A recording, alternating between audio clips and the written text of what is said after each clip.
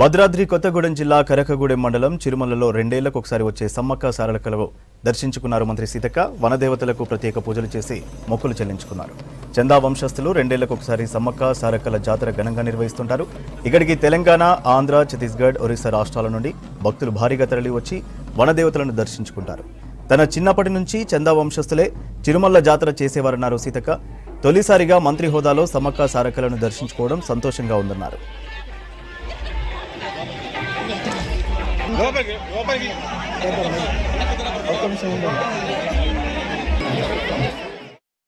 వెంకటేశ్వర్లు గారు చంద్రలింగయ్య గారి యొక్క విజ్ఞప్తి మేరకు చంద వంశస్థులు నిర్వహిస్తున్నటువంటి 2 సంవత్సరాలకు ఒకసారి ఘనంగా నిర్వహించేటువంటి సిర్రమల్ల జాతరకు హాజరవడం జరిగింది.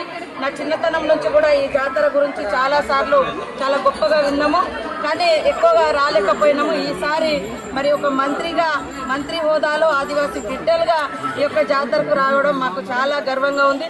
ఒక దిక్కు నిన్నటి నుంచి మినీ మేడారం కూడా మేము అక్కడ ములుగు జిల్లాలో సమ్మక్క సారలమ్మ జాతర నిర్వహిస్తున్నాం. అక్కడ అంటే గతంలో ఎట్లుందంటే అక్కడ పెద్ద జాతర ఉన్నప్పుడు ఇక్కడ చిన్న జాతర ఉండేది. ఇక్కడ కూడా 2 ఏళ్లకు ఒకసారి పెద్ద జాతరగా చిరుమలలో మరి ఇక్కడ మన చంద వంశస్థులు ఆదివాసీ పూజలు నిర్వహించుకుంటూ ఉంటారు.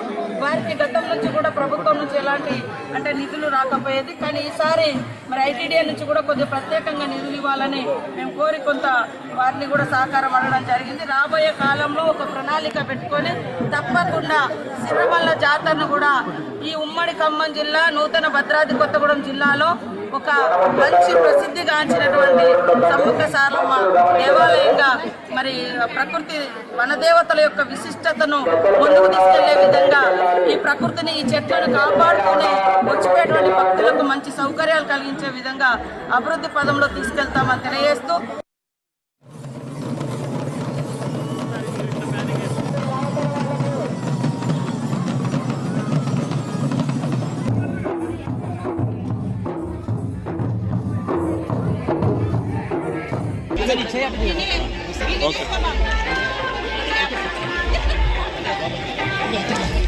లోపలికి